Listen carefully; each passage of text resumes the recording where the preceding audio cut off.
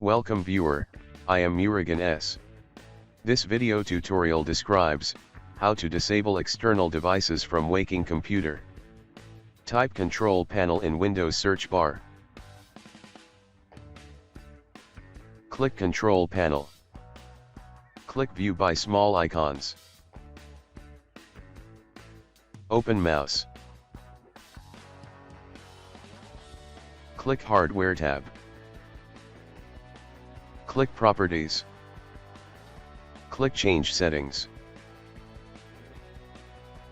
Click Power Management tab. Uncheck Allow this device to wake the computer. Click OK. Click OK. Open Keyboard. Click Hardware tab. Click Properties. Click Change Settings. Click Power Management tab. Uncheck Allow this device to wake the computer. Click OK. Click OK.